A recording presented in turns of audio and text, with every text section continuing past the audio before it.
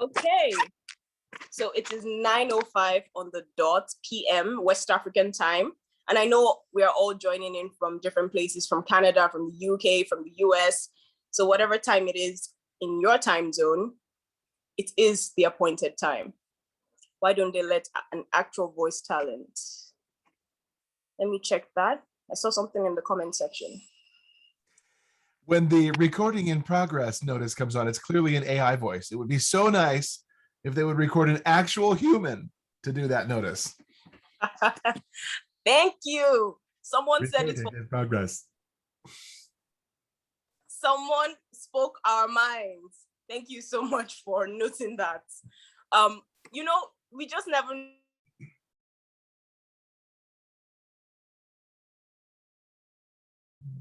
What a great session, everyone. Thank you so much for turning out. I want to thank our hosts. There she is. Okay.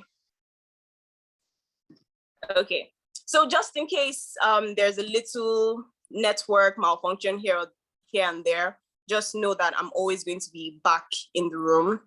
It's not going to take a lot of time for my network to become stable, but we might have a little fluctuations here and there. Okay, so without much ado, I welcome you all to this panel discussion. And our topic for today is, or our theme is, fighting the imposter. Yes, and we have three brilliant facilitators from all around the world. And I love the mixture of these three amazing voice talents. We have Marilena Grant from the UK. Hey, Marilena. Hello. Hi, how are you? Hi, it's so good to have you here. Oh, thank you for having me. Amazing. And we have Joshua Alexander from the US. Hi, Joshua. Hello. Thanks for having me. And then we have Chukwuemeka Onuko from Nigeria. Hello, good to be here today. It's amazing to have you here. Awesome. So before we continue, I'm just going to tell us how this session is going to run. So we're going to make it as simple and as organic as possible. So I'm going to, because it's a panel discussion, and then we have our three facilitators, there are a few questions that I'll ask the facilitators. Yes, are the facilitators with me? So there are a few questions that I'll throw at you, or let me not say throw, that I will ask you. And then you take turns to answer the questions. Yes, so that's the first part of our session. And then the second part is where the participants have a rapport with you. So we'll have, let's say 5 to 7 participants unmute themselves and then ask, of course, turn by turn. They ask you questions concerning this night's theme. So they ask you questions, they have a little rapport with you, and then you answer their questions. You each will have a time to answer the participants' questions. And then the third part of the session is where the participants will also get to rapport with you. They'll get to ask you questions about any possible voiceover question, any aspect of voiceovers. So that's how we're going to run it this evening. And I keep saying this evening because here in Nigeria, it's already nighttime. So from whatever time zone, morning/afternoon/evening. Let me just, equalize it all so everyone can feel included, right? Okay, so without much ado, let me just, I wish I could spend all night talking about our awesome facilitators. Okay, but I'll just use this time to just talk about them a little bit, starting from Chukwuemeka Onuko. He's the creative director and founder of Nigerian Voice Bank, Nigeria's first online voice casting site, and the head of localization across Africa for Flame Media Works. He is also the founder of VOA Africa, or VO Africa Voiceover Conference and Flame Media Works. And just to tell you, or just to chip it in there, I attended VO Africa Conference this year. It was amazing, mind-blowing, 3 days of pure voiceover genius. He's a casting and acting director, passionate about the growth of voice acting in Nigeria, in Africa. He has worked on several projects across a few African countries, including Nigeria, Ghana, Kenya, Ivory Coast, and Zambia. As a casting and acting director, he has worked on several brands, including Adidas, Jumia, Glow, HP, Close Up, Dettol, amongst others. He has also localized global media projects to several African languages, including Swahili, English, Pidgin, Hausa, Igbo, Yoruba, and French. He also works as a business strategist. Please, wherever you are, please just welcome Emeka Onuko as one of our facilitators for tonight. Use your hands, come on. You can drop an emoji in the comment section. Welcome Emeka, make him feel warm, make him feel loved, make him feel like a big man, as we say in Nigeria. Thank you very much. My bio never sounded that nice. Wow, thank you. And of course, we have Joshua Alexander, superhuman being, superhuman voice. Josh is an experienced voice talent since 1993. Some of us were wearing diapers in 1993. Awesome. Oh, I was too, don't worry. Amazing. With under 1 hour turnaround time, depending on the length of his script. Many clients have chosen him to tell their stories. Nutrisystem, Uber, Zillow, Cadillac, Wrangler, Microsoft, 4Ocean, Ecolab, UNICEF. I'll stop there so we don't feel oh, wow, Josh, thank you.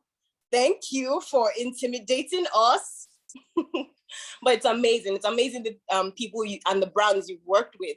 Josh also contributes heavily to the VO community through his book series, weekly encouraging edutainment from the voice actor blog, networking through the Global Voiceover Artists Network on Facebook, teaching through the Super VO series and video courses, and free 20-minute video consults to aspiring voice talent. Now, if you want Joshua Alexander, of course, we'll have all of that before we close for the night. www.asupervoice.com or josh@asupervoice.com. Don't worry if you need to get those details. Again, we will put them in the comment section for you before the end of this night's session. And of course, to our wonderful, wonderful, wonderful, wonderful. Sorry. Okay, so I don't have Marilena's profile on my second device, so you won't see my face as I'm reading out her profile. Okay, so my face is going to go off because I want to do a good job with this. Okay, so I'm permitted. I want Marilena to feel welcome, and please welcome Joshua. Please welcome Joshua. Make him feel warm. Make him feel like, okay, I love the way. Welcome, Joshua. Thank you so much. That was my elbow wrist wave for Marilena. We love it. I loved it. Okay, let me get to Marilena's. Without further ado, Marilena is a professional British voiceover artist with a bright, friendly, youthful voice and her own broadcast quality home studio. She records for commercial, corporate, e-learning, animation, and video game projects with recent clients, including, okay, hold on to your pants, hold on to your trousers, hold on to your wigs and scarves, with Amazon, with Yoplait, NHS, Simons, with a voice age of teens to late 20s and a neutral RP accent. Marilena's versatility and experience help her to bring color to any script. Marilena, you are so welcome. It's a pleasure having you here.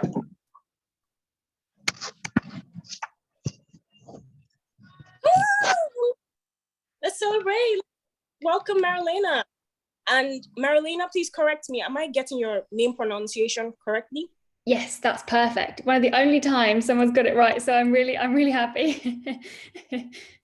I deserve an award. I deserve I do. Definitely. Yeah. I'm sending one in the post to you. Thank you. I appreciate that. Okay, so like I said, we're going to have as much fun with this session as possible. So as we all know, the theme for this session or for this panel discussion is fighting the imposter. I know some of us might not be very familiar with what is called imposter syndrome. So just so we can all be on the same page, let me just give a very broad, detailed explanation of what imposter syndrome is. It is a psychological condition that is characterized by persistent doubt concerning one's ability or accomplishments, accompanied by the fear of being exposed as a fraud, despite evidence of one's ongoing success. So that is the simplest definition of what imposter syndrome is.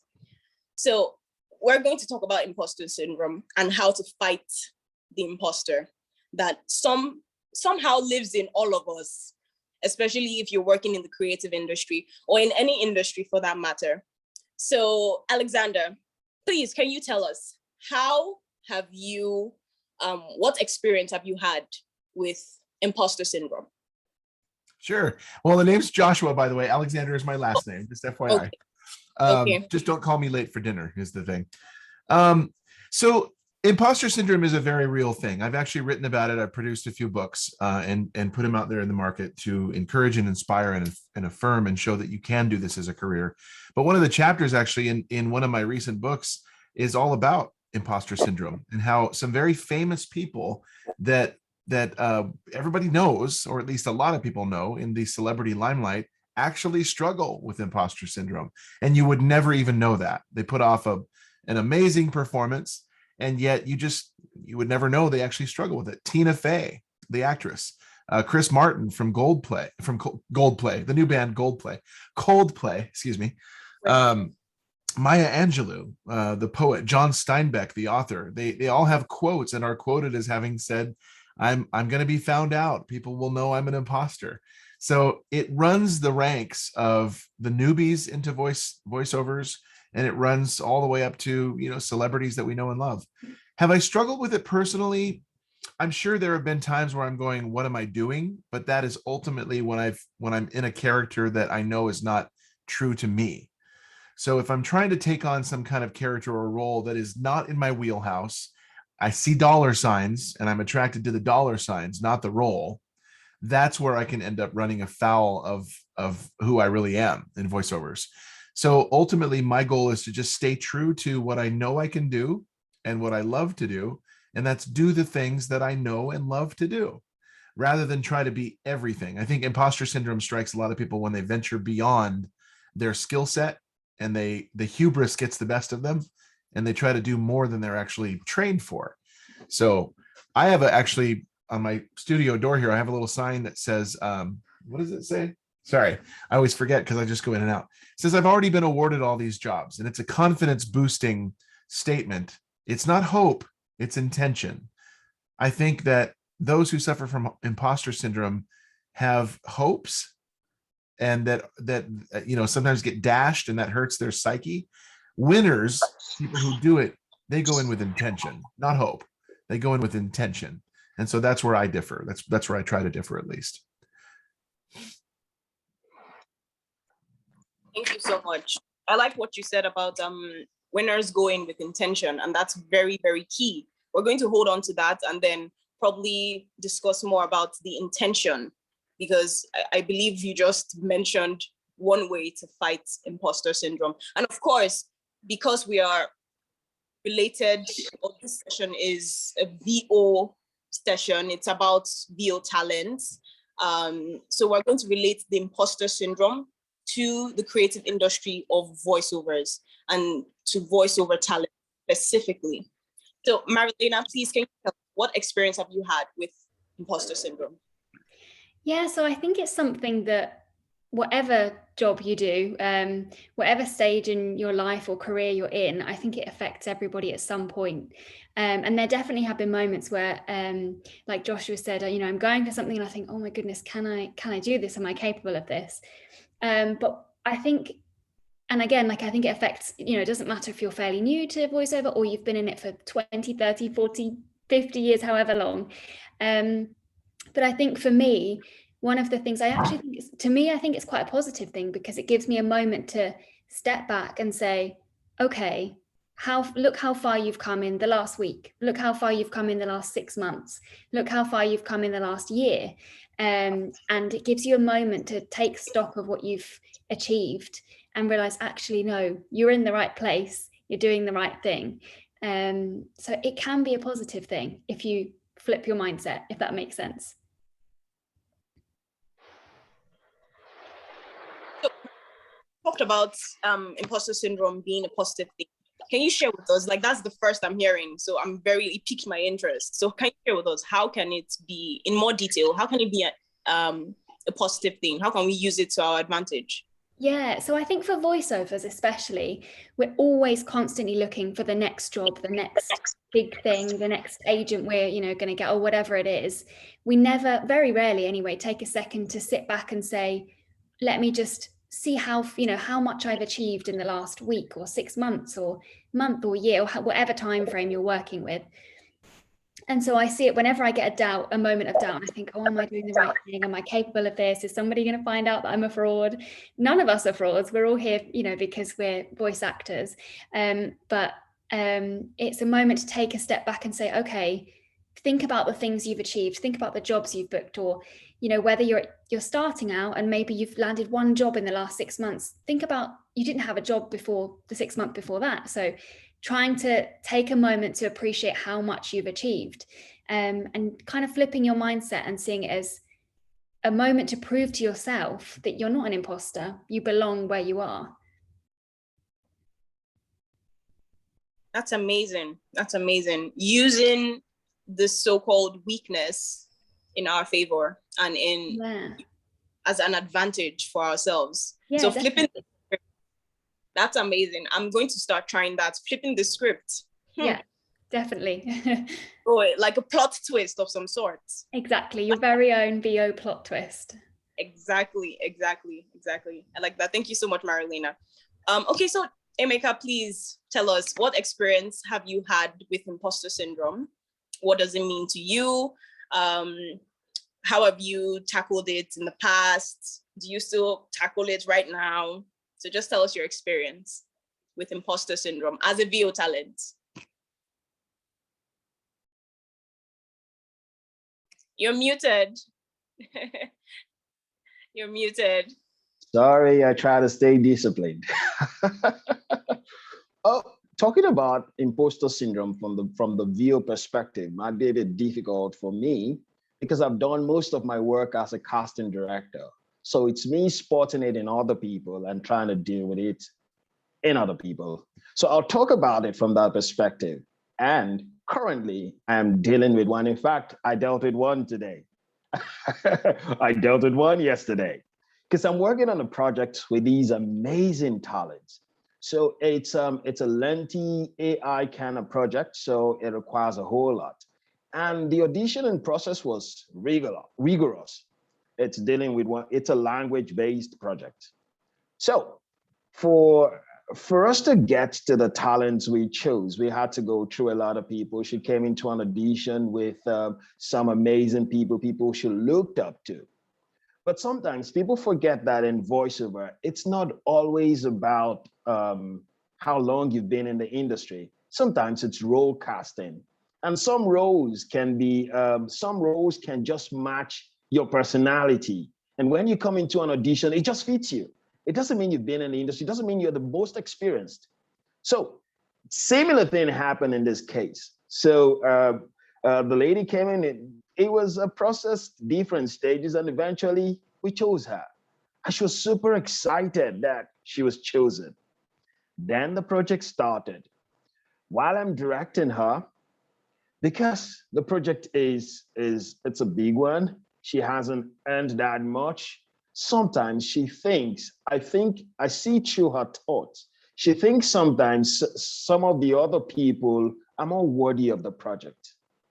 So when I'm directing her, if I spot something, not necessarily that she's done something wrong, you can say something in a different way, but as a director, I want it another way. Doesn't mean that the way you said it is wrong. Some other director would prefer the way you even said it, but I want it in a different way. And when we go through that, she starts feeling she's incapable of doing the project. She started asking, Uncle, am I getting it right? And then we go through some process. I stop, I try to cancel, try to make her understand that she won this project because she came in for the audition, and we chose her voice because her voice is the most suitable. So she's good enough. I tell her sometimes, you will start this project, you will end this project. So when we go through that process, she goes home, she sends me a message trying to apologize for the day and trying to promise to do better. And I'm trying to say, it's no problem. But I understand it's coming from the fact that she thinks that she may not be capable of doing the job, even though I think she's perfect. From time to time, I stop and I say, can you hear your voice? Can you hear how lovely you sound? And then that boosts her for a moment. She goes in, and the moment we start to do the back and forth again, she starts feeling like she can't get it. And then sometimes she even gets stubborn about it, like she wants to quit the whole thing. In fact, she's had to cry in the studio, not because anyone was hard on her, just because she was feeling like she's looked at how much she still needs to do. And she's thinking that, can I go through this? So I've seen that happen in a lot of people, but one of the ways I get to deal with it is something a lot of people, the amazing facilitators have talked about. Try to point them to something they've done before. Didn't you do this project? Didn't you do that? Can't you hear how amazing you sounded? You're good enough. You're perfect. So try to motivate them, get them to understand that, hey, we chose you because we believe that you're the best fit, you're the most suitable for this project, and you're capable of delivering it. And my job here is to help you deliver it. That's why I'm directing you. So I'm not even here to supervise you. I'm here to direct you. I'm here to help you deliver it. So that's my experience. Personally, I'm a dreamer. And the fact that I'm a dreamer, I'm always longing for lofty things. So when they come, it's somehow I just sink. So I really don't I don't experience it much. What I experience a lot of times is you get something really big, and you are just trying not to make a mistake on the project, trying to be a perfectionist sometimes. Well, some people consider that an imposter syndrome. Sometimes it's just I just feel it's just you trying to satisfy clients. So that's my closest experience with the syndrome personally. But I mostly experience it with other people just because I'm a casting director and a creative director.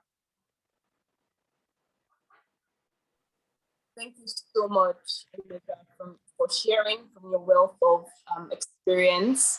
And I love that we all, our facilitators have different points of views, different perspectives that they can talk about this from. Emeka is talking about this from a casting director's point of view, which is a totally different point of view from an actual voiceover talent point of view. So there's something Emeka said that really caught my attention, something about not feeling worthy. I think that's a lot of things human beings deal with generally. And then when you bring it to the creative industry, especially, I know it happens in other industries, but especially the creative industry, there's this sense of unworthiness.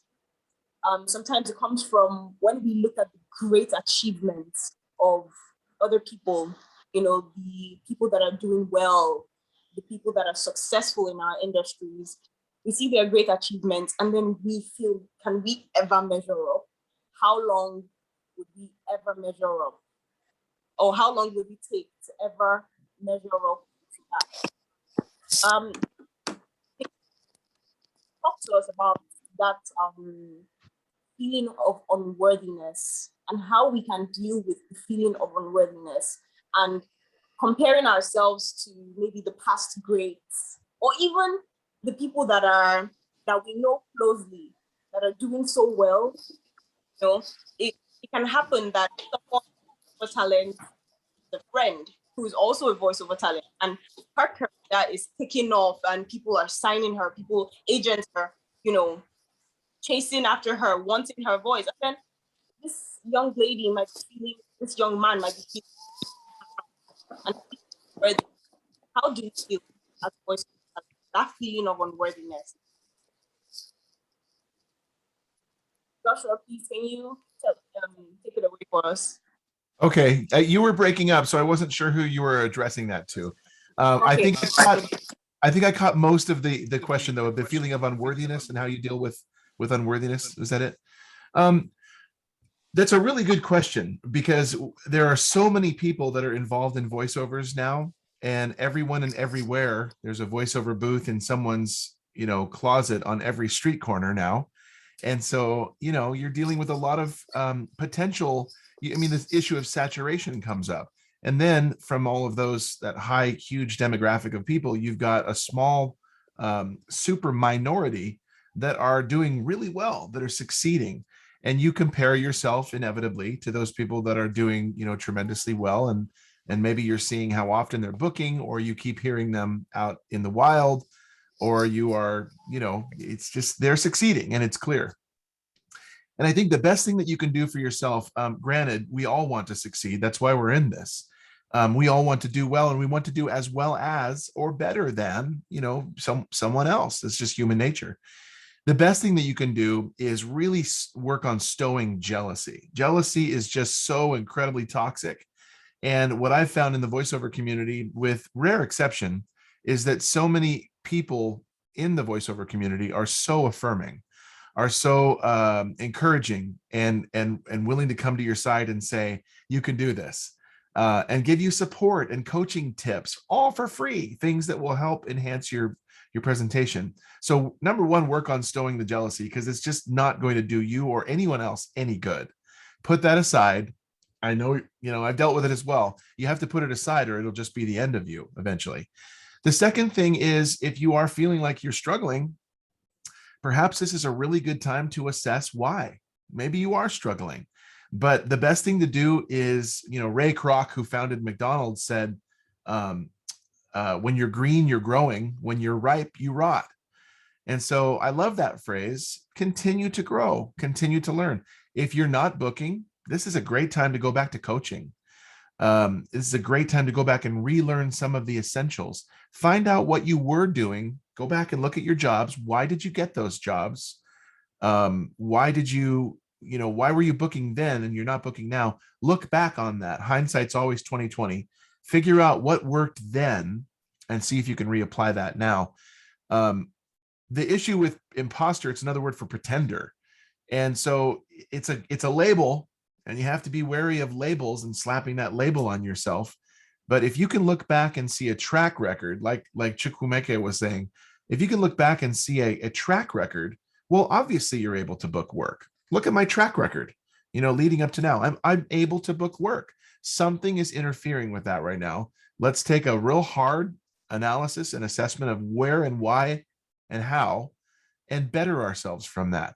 But I'm not an imposter. I'm not a pretender. I have been able to book all this work in my wake, and I can do it again. So get rid of the toxic jealousy, reassess, and go back to coaching, and look at that hard label, and throw the label away. You're not a pretender. You're not an imposter. You can do this again. It's very positive approaches. Amazing. I love, it's something that we can actually put up on our walls to remind ourselves we are not pretenders. We are not pretenders. And I think there's a thin line. A lot of people cross the thin line of being a wannabe. There's this label, like you talked about labels. There are labels. People are labeled, oh, you're just a wannabe. You're just this wannabe. But at the end of the day, everyone is trying to reach a goal, trying to reach a level of expertise, a level of excellence, a level of beauty, and especially in the creative industry, and in this case, in the voiceover industry. So getting rid of the labels is very, very, very key, and reminding ourselves that we are not pretenders. Just because we might have similar voices to already established voiceover talent or we might be working in similar aspects or genres, it doesn't mean that we're pretending to be these people. We are working towards being these people that we want to be. Marilena, do you have anything to say or to add to what Joshua has said? Yeah, Joshua summed that up really, really well. And my thoughts are pretty much the same as his, in that being jealous and kind of competing is the most toxic thing you could ever possibly do for yourself. Kind of my thing is, I always, stay in my lane. Like, other people are doing fantastic things, but that's their path, not mine, and I'm on a different path. So kind of remembering that no two people's journeys in voiceover are the same, is really important to remember that, and to remember you're doing your own thing. By all means, take inspiration and think, oh, I'd love to do that one day, or that person's amazing at commercials or promos, and take that time to learn and better yourself, because the only person you should compete with is yourself, and constantly trying to work on and improve the self you were 6 months ago, or the self you were a year ago. Thank you. I just saw your sign there, Joshua. But yeah, just don't compare, because it makes you feel unworthy, which you don't need to feel, because you're on the right path. You're here, you're taking coaching, you're learning, you're training, you're working, you're on the right path. So just whatever you do, don't compare yourself to other people. It will be soul destroying. It will. Thank you so much. Don't compare yourselves, okay? Write it down in your notebook, write it down on a piece of paper, and then just put it up on your wall or on a sticky note. Do not compare yourself. Do not be jealous. Another person's success doesn't mean that you're not going to succeed. Another person's success doesn't mean, or someone bagging a job doesn't mean there are not more jobs. The jobs are enough to go around. No matter how many people become voiceover talents, the jobs will always be there. There's a job for everyone, at least one job in your lifetime. That's what I like to tell myself. There's at least one job in my lifetime, because this world is so big. It's so big, filled with so much diversity. Someone is looking for your voice. Someone is looking for your talent and your skill, your experience, and your uniqueness. So there's something that popped up in my head concerning perfectionism. It's a type of imposter syndrome, or it's an aspect of imposter syndrome. So I'll hand this over to Chukwuemeka, because he mentioned something about perfectionism and how he likes to be a perfectionist. So do you think it's the same thing, being a perfectionist and having the imposter syndrome? And if they are somehow related, how do we draw the line between being, toxically perfectionist? There's a level of perfectionism you reach where, you're not really being productive or efficient. You're just, you're being toxic to your own self, because you're trying to reach heights that may not be realistically attainable for a human being. So you're stocking up on the coffee, you're stretching yourself too thin just because you want to reach a milestone that might not be realistic. So Emeka, please tell us, what do we do about perfectionism, and is it related to the imposter syndrome, in your opinion? Great. First, can I make reference to the earlier question? Is it okay? Great. Okay, so both Marilyn and Joshua did hit the nail on the head. It was perfect. But I also want to take it from another perspective that I have experienced. Now, I see that a lot of people look at those who have gone before them, or who are experts in the industry, and they feel overwhelmed. They feel overwhelmed by what these ones have achieved, and they're just starting, and they're wondering if they can ever get to that level. Sometimes it's not even about jealousy. It's about comparing themselves with people who have gone ahead of them.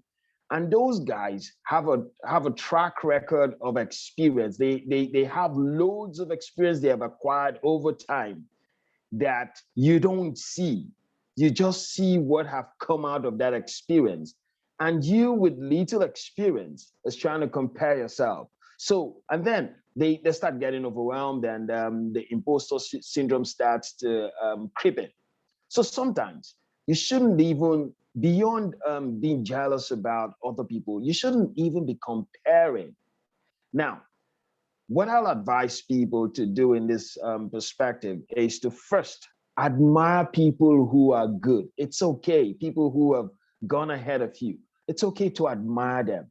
It's okay to aspire to do as much as them. It's okay to be motivated by them. It's okay to be motivated to work harder, but don't get overwhelmed by how much these guys have done and wondering if you could ever be that good, or judging yourself by them, trying to put out as much work as they will put out.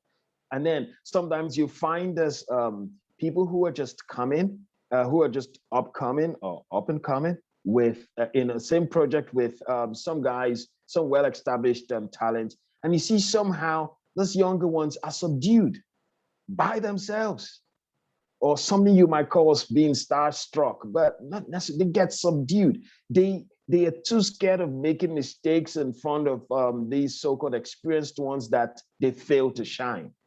They fail to bring out what they've got. So sometimes I'll just say that admire those ones who are fantastic, and don't forget to learn from them. Listen to them, find out what they are doing, and learn from them. Now I'll switch to the perfectionist part of it.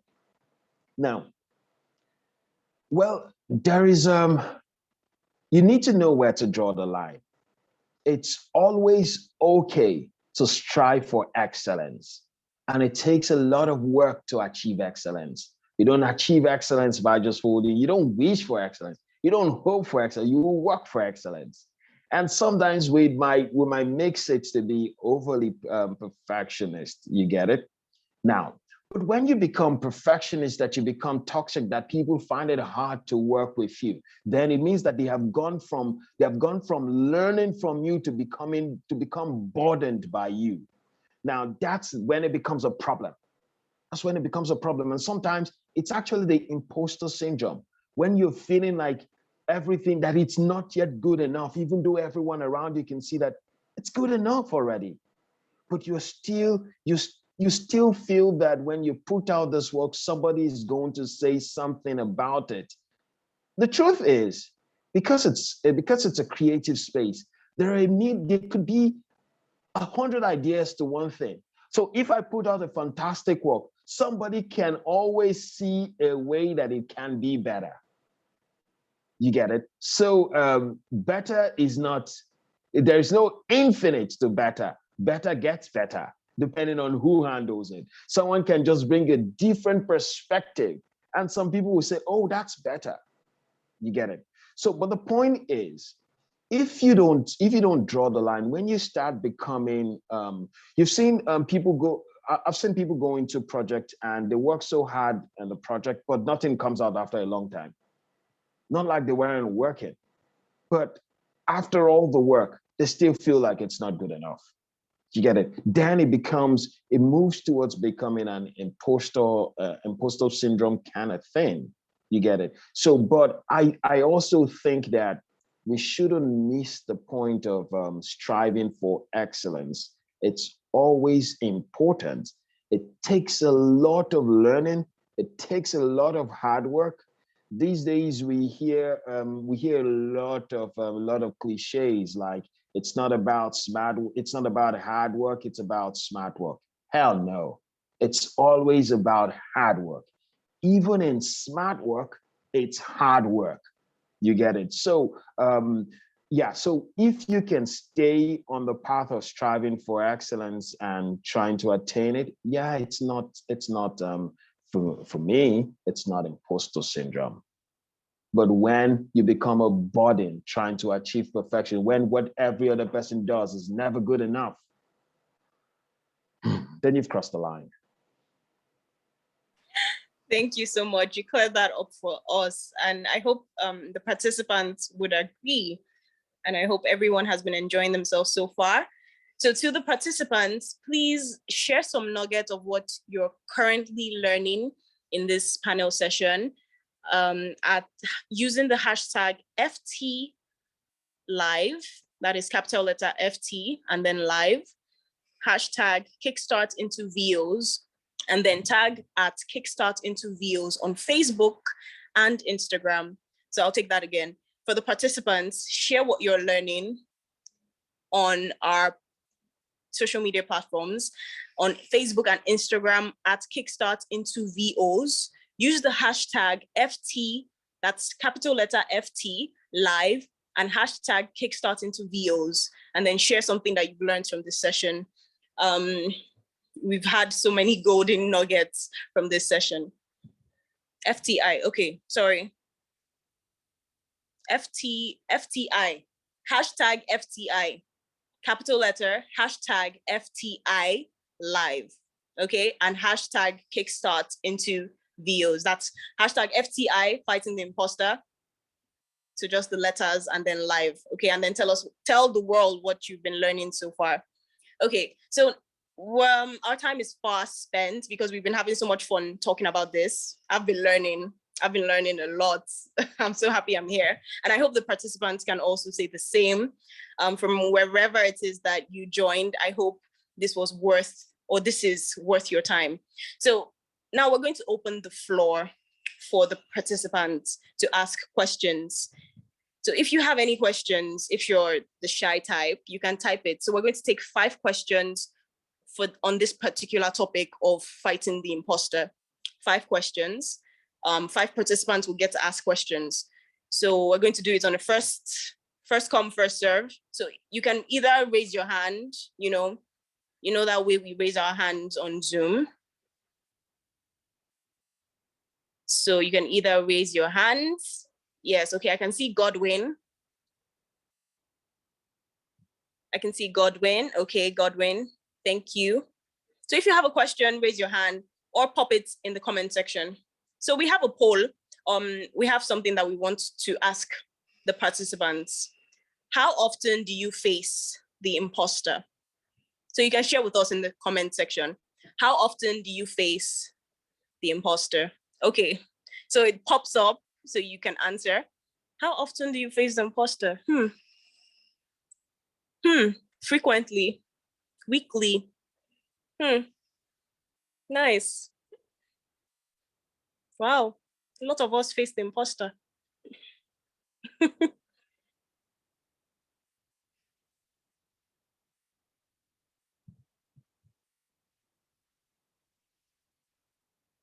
Weekly, frequently.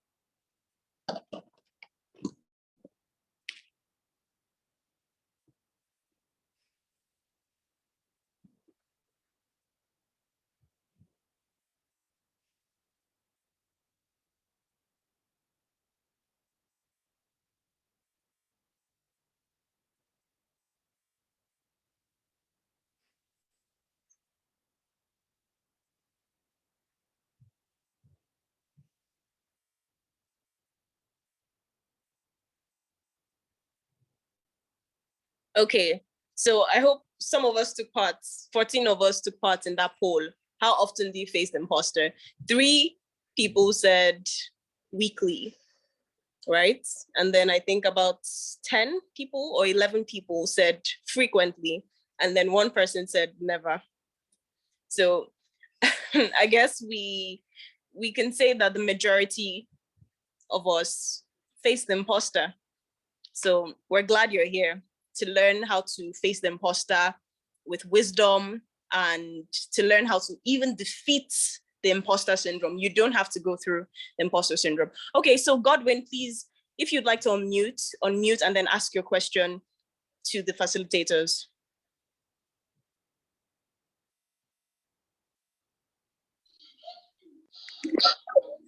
Okay.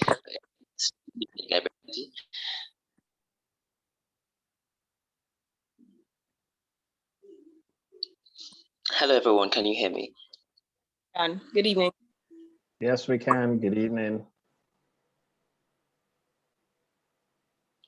Okay, so let me pick it up from that poll we just had, asking how often when I get to face this imposter syndrome. So I picked frequently because I actually decided to break away from doing voiceovers. Now, it was revealed to me that, oh, Godwin, you have such a voice that, the voiceover industry appreciate, and, you could find a space in there. And, I got in by signing up for a training.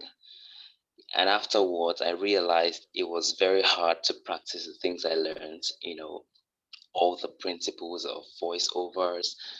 And because I could not keep up with this, I decided to discontinue from it. But then, due to the fact that a lot of people had this belief in me, and they just wanted me to be a part of them, like, okay, Godwin, I have a gig for you. You can just come around and all of that.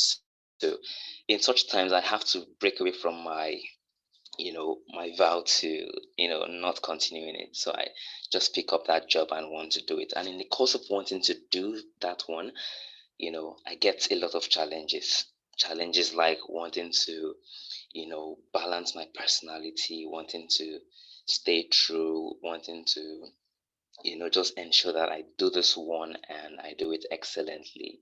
But then in striving to be excellent, just like Mr. Emeka said earlier, I noticed that I'm striving for perfectionism, right? And as much as I try to want to, keep my mindsets straight, I never ever get it right. And so most of the times I end up not doing the job, and I usually find it hard to revert to, whoever contacted me to, report the situation, like I can't do this or all of that. Just ghost and, feel so bad and, you know, very, very, very sad. So I've not yet learned how to come out of the shell. I have decided to go on a longer break from voiceovers. And I'd also like to ask if that's a sin, if that's an abuse of a gift, or whatever it's to be called. But then that's been my plight for a while now. So what's the way out of that? Okay, so Godwin, if we got you correctly, you're asking if it's a bad thing to not use your gifts, right? If I got that correctly, that's one of the questions you asked. Yeah, that's one of. Okay, what's the second question, if there is?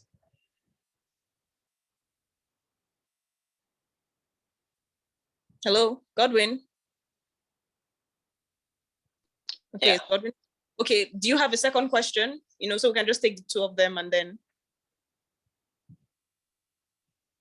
Okay, the second question was, I had to take a break from voiceovers because I usually find it hard to keep up with the principles of delivering a good job and all of that.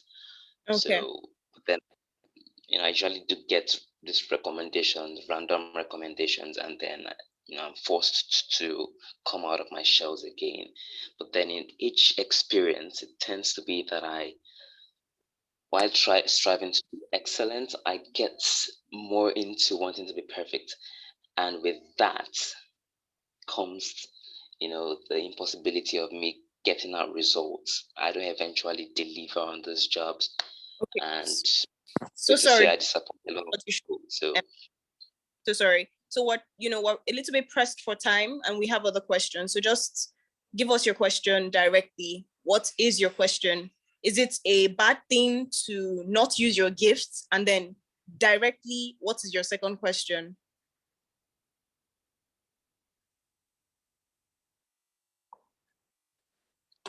Okay, it's going to be quite hard, being very direct. So I'll just stick with the first question. Put it together.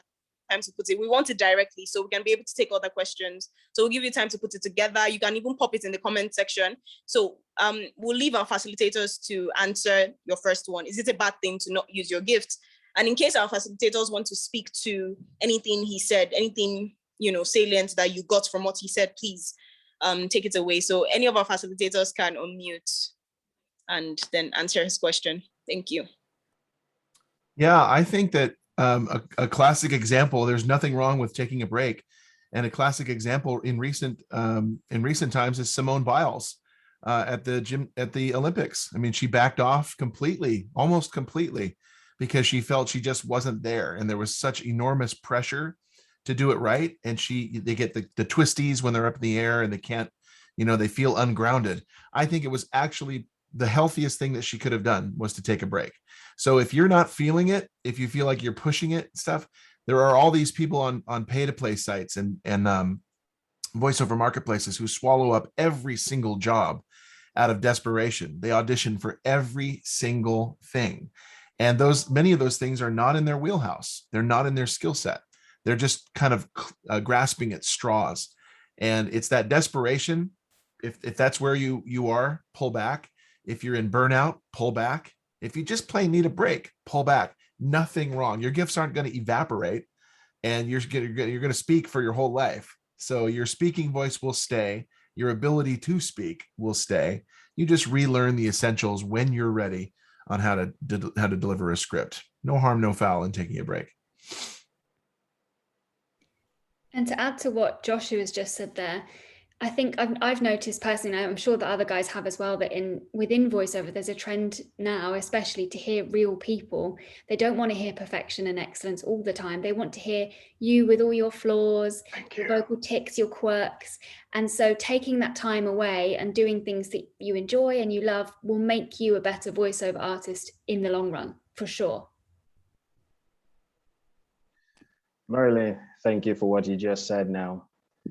That's one thing we're dealing with. The trend is shifting. It's for instance, I was having a conversation with a client, and I said, we've gone past the days that IVRs sound robotic. Who wants to call a company line and listen to a robot, or if you think they're listening to a robot on my airtime that I'm paying for? Come on. But a conversational voice does the job. Now, so I'm picking up from what you said, and I'll say to Godwin that, hey, first you need to even take time to understand the genre of voiceover that's most suitable for you, and try not to do things that are not yet suitable for your voice type.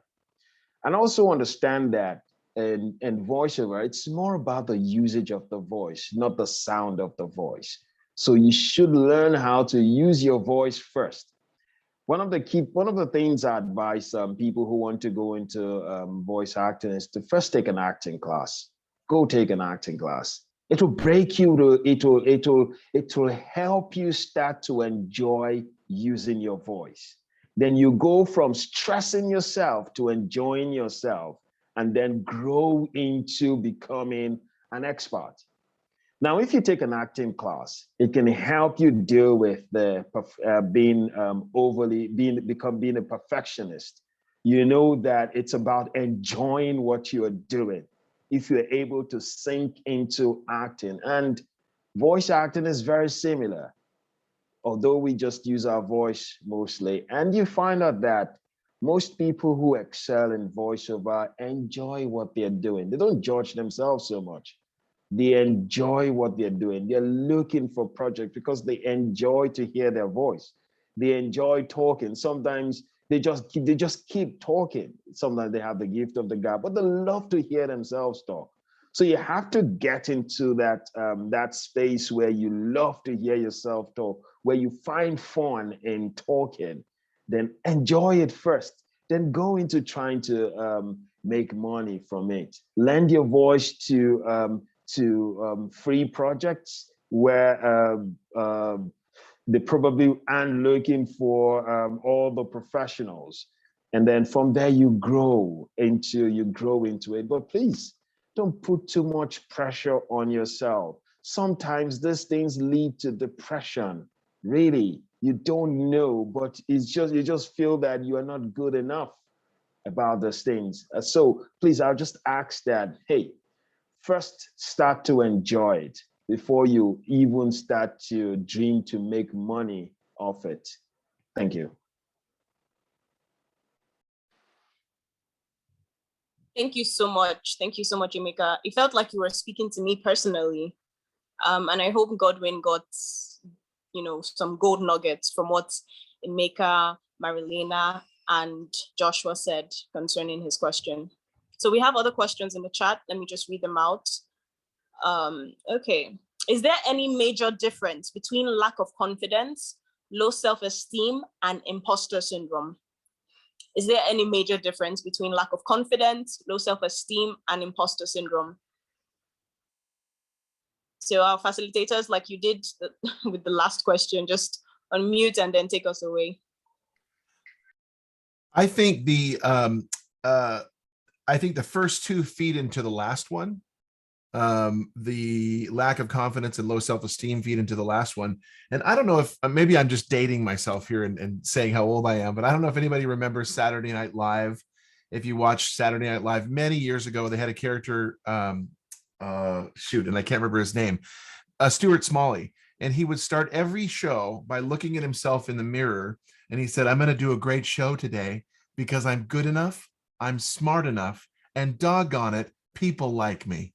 And he would tell himself that every day. And it was the cheesiest form of self-affirmation and reinforcement and, blah, blah, blah. There's so many books out there. There's so many self-help materials out there now to encourage people to just be confident in who you are. Really, it's that easy.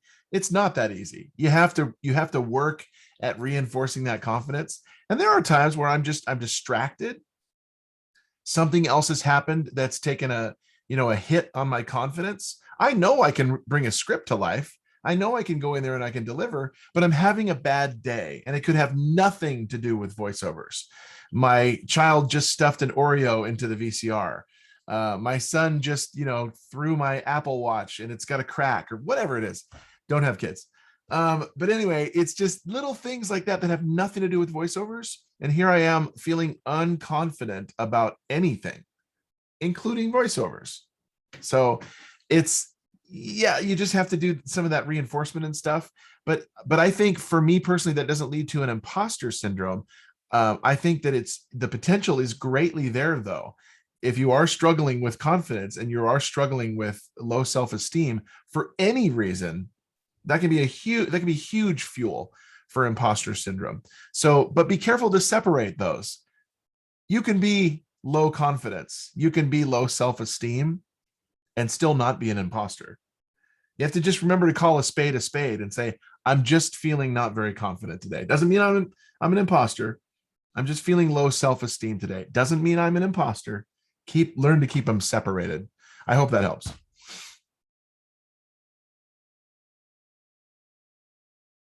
I guess I would just add that, I completely agree with what Joshua said. And the first two definitely would, can help leading on to feeling like you're a fraud or an imposter, which you're not, I'm sure. But for me, whenever I'm feeling a little bit underconfident, it's the same thing. Like, I don't have kids, but maybe, something's happened to me that day and I'm thinking, oh my goodness, I'm just not feeling this today, is to do the thing that I don't want to do that scares me. If it's an audition and I think, oh, I'm really nervous about this and I'm not feeling confident, just do it. Because if you do the things that scare you, not everything scary, but do the things that frighten you and you're a bit nervous about them, you take away that fear and you'll gain confidence by doing them, by realizing, actually, I can do that. And actually, I was quite good at that, or I enjoyed that. I had fun doing that. And again, like, hey, another gold. And flip the switch. See, every audition, every time you step in that booth is a privilege, and just enjoy it, because not everybody gets to do it. We're not brain surgeons, we're voice actors, and we should enjoy what we're doing. So yeah, do the things that scare you and you will become more confident, I promise. I am a brain surgeon in some scripts. Okay, that's interesting, Josh. Okay, so let me speak to this question also. Yeah, it's important to draw the line, know the difference. Sometimes if you have self-esteem problem and you have low confidence, you have self-esteem, you have low confidence, you need to deal with that first. You find out that when we speak to imposter syndrome, a lot of times we're speaking to professionals who have long dealt with the low self-esteem problem, who have long dealt with the low confidence problem, but they still encounter the imposter syndrome from time to time, or they think they have dealt with these things. Now, if it is occasionally you have those feelings and all of that, oh yeah, that's fine. But there's some people who just have to first take time out to deal with the low self-esteem problem and the low confidence problem. The truth is, if you don't deal with the self-esteem problem, you don't deal with the confidence problem, it's almost natural that you will have the imposter syndrome. It's almost natural. But there is even a bigger case with people who have dealt with these things still having this imposter syndrome. So what I'm trying to say here is, first of all, understand what the issue is. If it's a self-esteem problem, if it's a low confidence problem, deal with it straight. Fix that problem, then come in. Because the truth is, you can't be a creative, you can't excel in the creative space if you don't have a good self-esteem about if you don't have a good self-esteem, if you don't have confidence. It takes confidence to go behind that mic.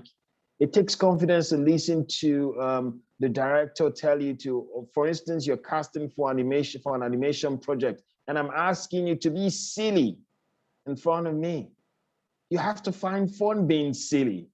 If you don't have a good self-esteem, it will be hard for you to switch characters. You get it? Because you already start feeling judged. But that's coming from the place of your self-esteem problem, not what you're encountering. So it's important, like Judge said, draw the line, understand what it is. And then I'll say when you understand what it is, deal with it straight. Then you move on to the next phase. Thank you. Thank you so much, Emeka.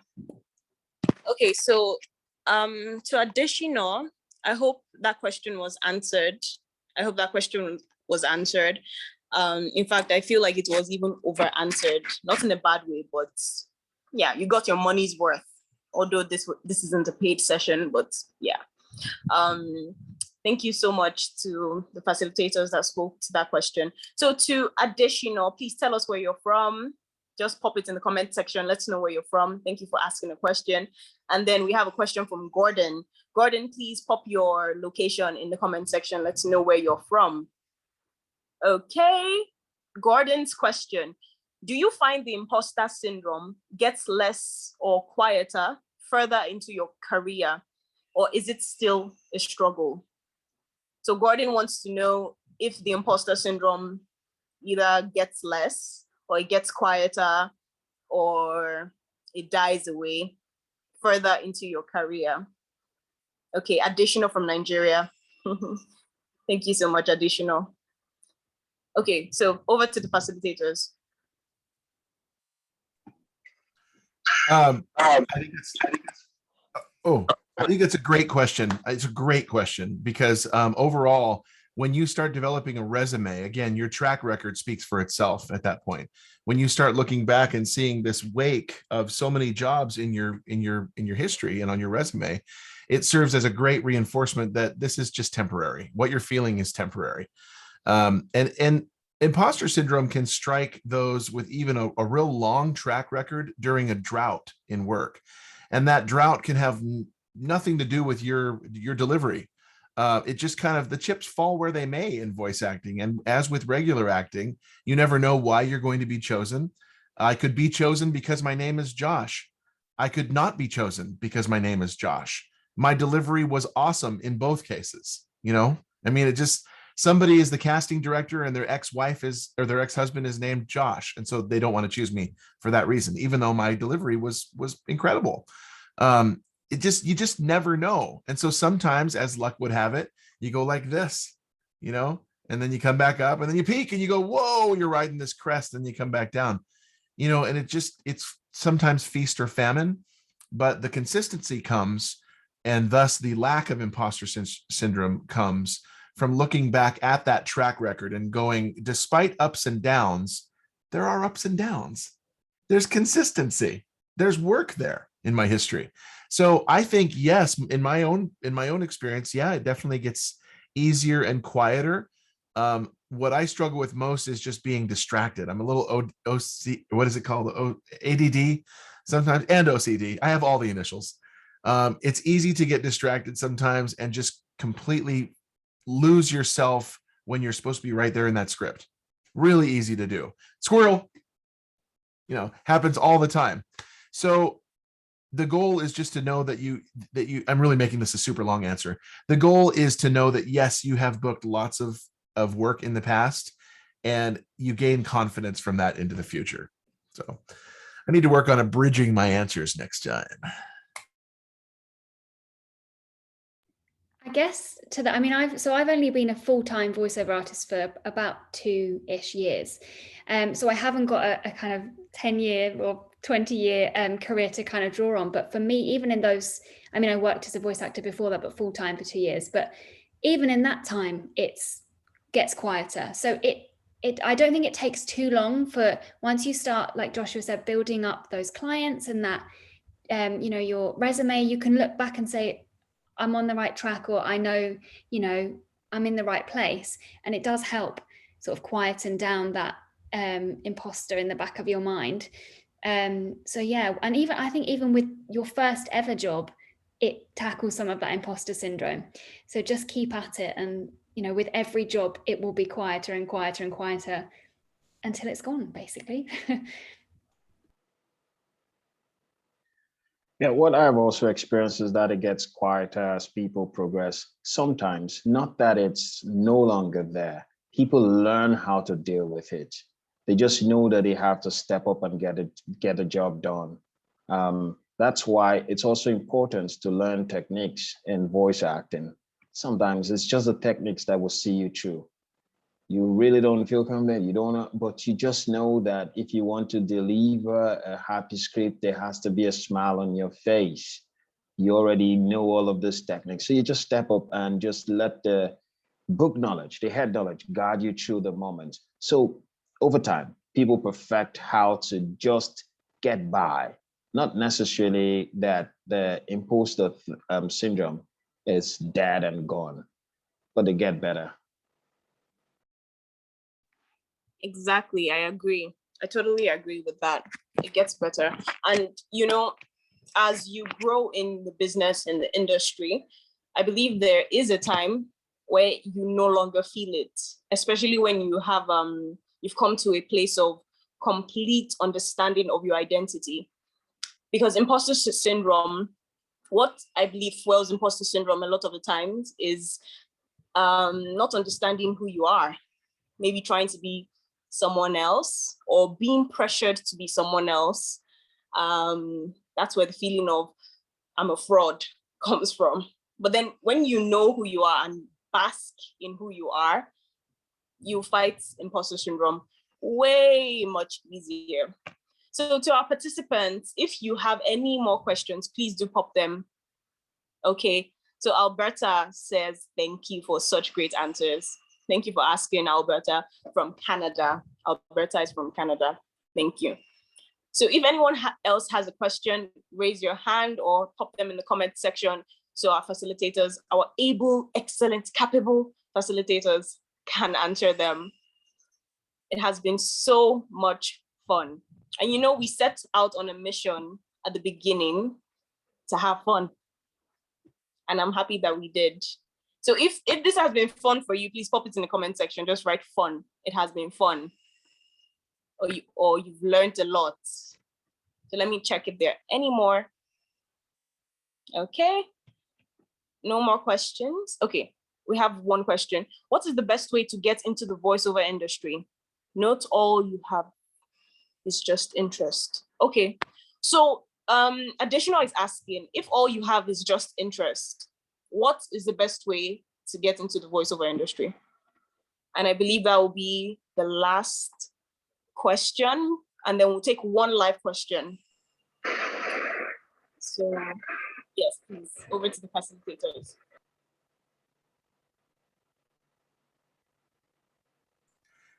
I'll just say, see my comment. I responded to that. I started a secondary site a few years ago called literally how do I get started in voiceovers.com. And you can actually go to getting started in voiceovers.com as well, which will point you there. It's an assimilation and just a sandbox of all kinds of different aspects and things to consider when getting into voiceovers: hardware, software, conferences, coaches, plugins, techniques, warm-ups, cooldowns, all kinds of things that you need to know, and a partridge in a pear tree, because voiceovers is a big study. There's a lot to learn. It's not holding a mic, and it's not all the time. I do these consults and people go, hey, I was told I have a good voice and I should get into voiceovers.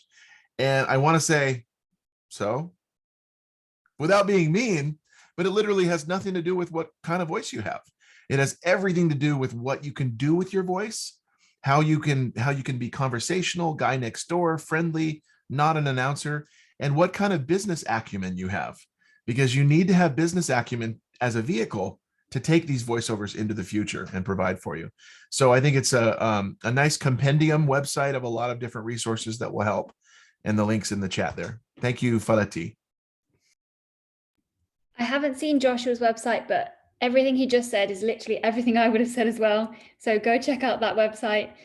My biggest piece of another gold nugget, my biggest piece of advice, if to someone who's just interested, is just learn and soak up every piece of information you can, whether that's listening to voiceover podcasts.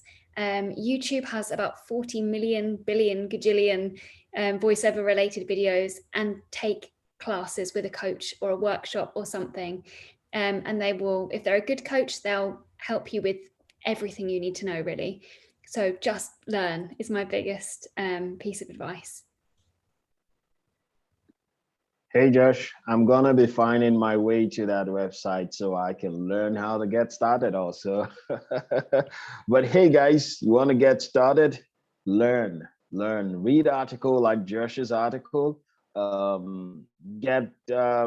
Well, sometimes you also need to be careful who you're learning from. It makes sense to learn from professionals like Joshua, but not learn from just everybody.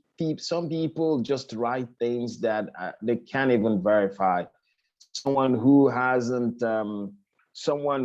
doesn't have a track record of being in the industry is coaching. What are you coaching? What are you talking about? So first things is to find people like Josh, learn from them. Then also, I would also say, I'll take an acting class. Take an acting class if you want to do voiceover. At some point, you need to take an acting class. It's very important. Thank you.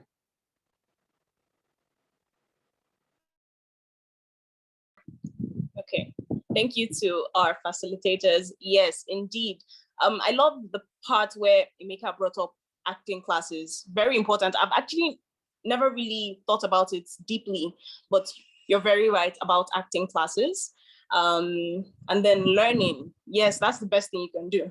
Just soak up everything, every possible thing, so that when the opportunity presents itself to actually get booked or get signed or to get an audition, you're ready. You're ready and you're enjoying it because you've spent so much time building up for the main event.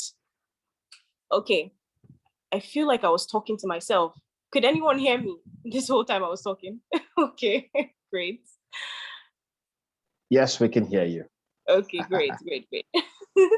Okay, so aside from learning from Joshua's website, even Emeka has VO Africa conference. It's an annual conference, I believe. Yes, you can learn from that too. And Marilena, I'm sure Marilena has her channels or platforms that we can reach her on, right?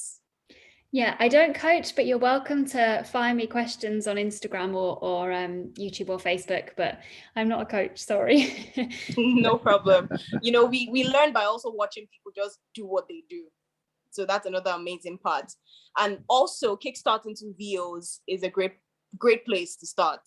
One of the cohorts for this year's Kickstart into VOs 3-month training. Oops.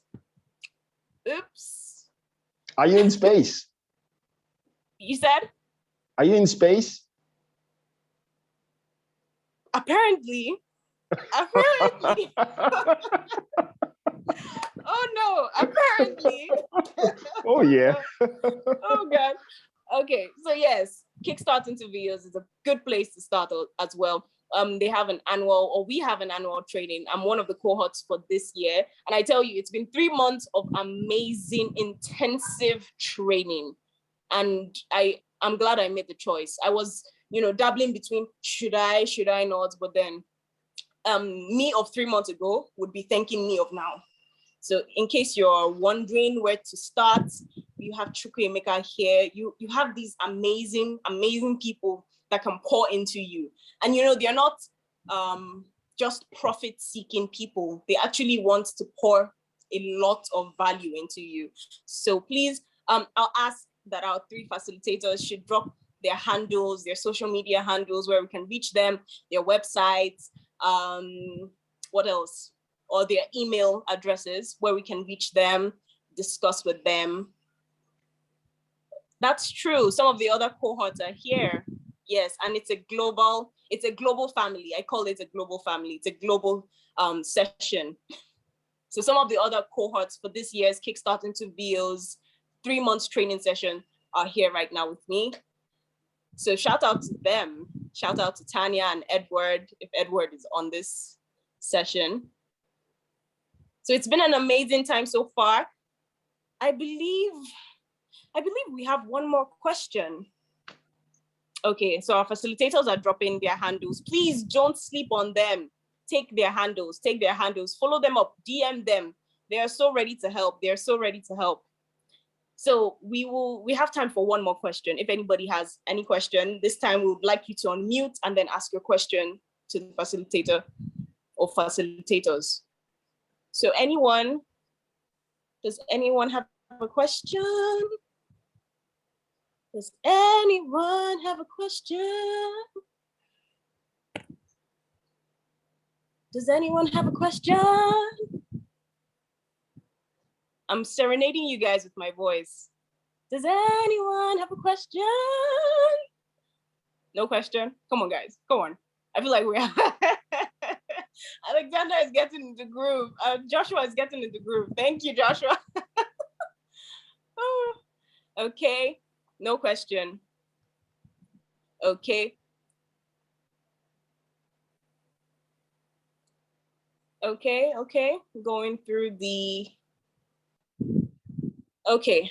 So again, to our participants, please, we want you to share what you've learned so far on Facebook and Instagram. Tag us at Kickstart into VOs and use the hashtag Kickstart into VOs and hashtag FTI Live. Okay, so you can share what you've learned with people, with your friends, with your family, your followers on Facebook and Instagram. Please do tag us at Kickstart into VOs. Share what you've learned so far. Share the best parts, the funniest parts, and the golden nuggets that have been shared here. So since nobody else has a question, I guess it's time. I want to say a very big thank you to our facilitators. You guys have been amazing. You have been amazing, totally amazing. Like I said, we were on a mission to have fun, and we learned and we had fun. This is premium edutainment. Do you agree? So I'll hand over to our convener. You're very generous. I got a gold from Joshua. Thank you, Joshua. Stop that. You stop. Oh my God. Yes, That's a man blushing. That was the goal. That was the goal. I'm happy. I'm happy. Yeah, so I'll hand over to our convener, who will share with us a few things about Kickstarting to VOs and about the community of Kickstarting to VOs and the upcoming workshop that is happening with Mark Cashman. So over to our convener, Mr. Osas, please take the floor before we call it a night, a morning, an afternoon. All right, good good evening, everyone. My video is meant to show, but I do prefer to remain anonymous. Can you hear me?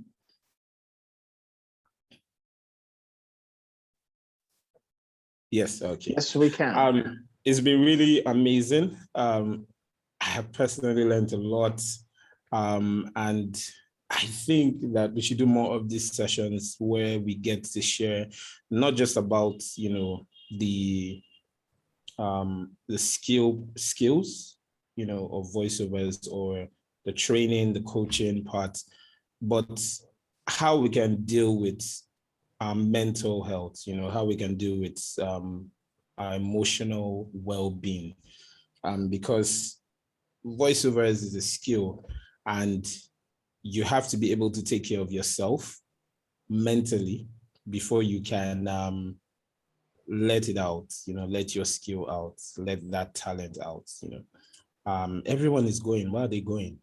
Is it my voice? Did I do something?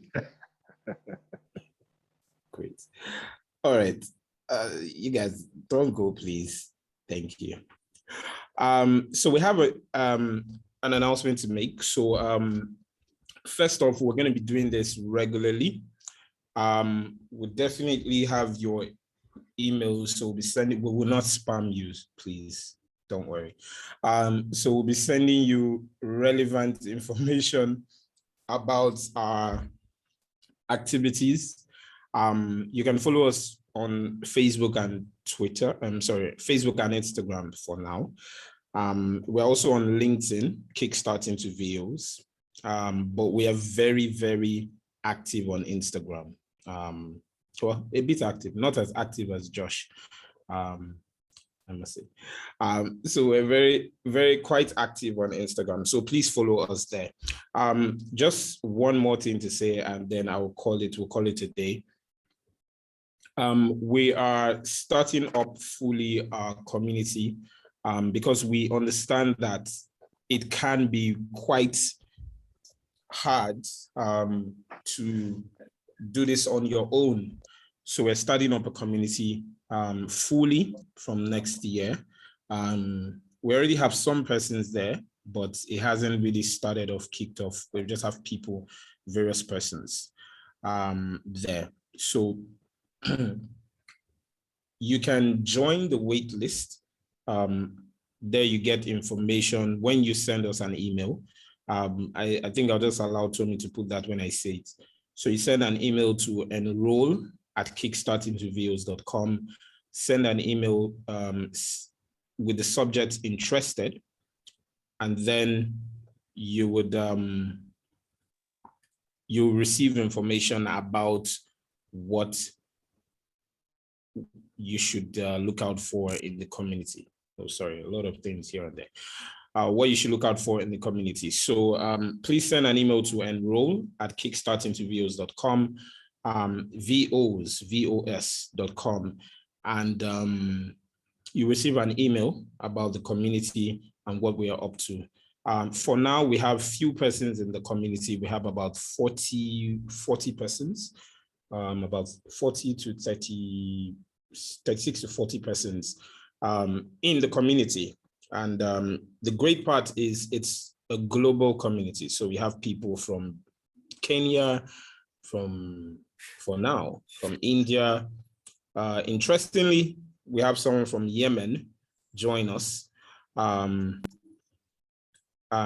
we have people from various parts. So please sign up, let us know if you're interested. Use the subject interested, send your name, your location, and how we can contact you. So if you have a don't send us your address, please. Just send us your name, location, and phone number. That's fine. Thank you very much. Kickstart interviews is, as Tomi has said, I wouldn't want to bog you with so much information. Kickstart interviews is organizing a 3-month virtual online course. It's ongoing. We have just a select few participants. We have 5 participants who are having the time of their life. Can you hear me, Marilena? Marilena can't hear me. Okay, we have 5 participants from various parts of the world. We have Tomi and Elvis from Nigeria. We have Layla from Bahrain. And we have Edward and Tanya from Australia. And they're having a great time. They started this since August, and they are winding up in a few weeks with an amazing project, which I can't unveil at the moment, basically, which I can't unveil at the moment. Thank you very much. If you have any questions, you can also send them there. If you have any questions about what we do, you could also send them there. About the workshops, we have, unfortunately, the workshop that we're meant to have with Mark Cashman has been postponed till further notice, but we have workshops scheduled for next year. We have another webinar like this also scheduled, and then we have some Instagram live sessions as well scheduled. Follow us on Instagram. I think that's the best way you can get more information. Follow us on Instagram at Kickstart Interviews, LinkedIn at Kickstart Interviews, Facebook Kickstart Interviews. Now, the great part is on Instagram, you have slightly different kind of content. On LinkedIn, you have different kind of content that will be posted there, and on Facebook, different kind of content. So follow us on all these platforms. And I'm sure you would get impact and value as much as possible. I think I'm talking too much, and I'll just rest now. Thank you so much, Marilena. Thank you, Josh. Joshua has, I think Joshua has been like a huge family member to Kickstart Interviews, a huge support of what we do. Thank you so much.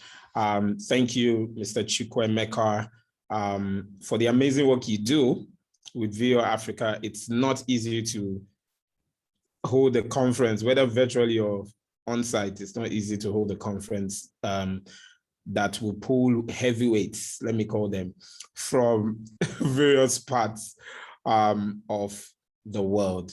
Many people have asked us where we are based. Kickstart Interviews is a global voiceover institute. It's based operates from Nigeria, but has associates from various parts of the world. Thank you very much, Tomi. Sorry, I have spoken so much too long. It's 10:33. We are already out of time. Somebody say Who exclaimed? Someone say like I've spoken too much. You can talk. Don't worry, they were all useful information, so we forgive you. Okay, so we're right on time. Thank you again to our wonderful facilitators. We were so happy to have you on board. I love the mix. I love the diversity. Amazing. We hope to have you more in subsequent webinars, subsequent sessions like this. And who knows, maybe being a facilitator at Kickstart Interviews training course. You just can never tell. And to the participants, before you go, remember to share what you learned on Facebook and Instagram. Tag us at Kickstart Interviews using the hashtag Kickstart Interviews or hashtag FTI, capital letter, live. Thank you guys so much. Ladies and gentlemen, we've come to an end of our fun, amazing session. It was amazing having all of you here. Please do stay tuned for what we have in store for the rest of the year and of course for next year and the other years to come. It was amazing. Emeka, Marilena, Joshua, I hope to talk to you again very soon. It's been amazing. So good morning, good afternoon, and good night to everyone. Good afternoon, good evening, and good night. Exactly. Good night to everyone, wherever time zone or however it fits your Thank time you. zone. Good Thank you, afternoon, Tomi. You've Josh. been an amazing host. You with the smiles, they don't seem to leave your face. Thank you. Thank you. Thank you so much, Emeka. So I'm going to follow everybody now on Instagram. I'm going to follow everybody. Okay, good night, everyone. Or I keep saying good night. Good morning. Can we exit Good now? afternoon. Can I Good night. exit? Please go ahead, please. The after party is on Facebook. Bye-bye, everyone. Have a good the rest of the day.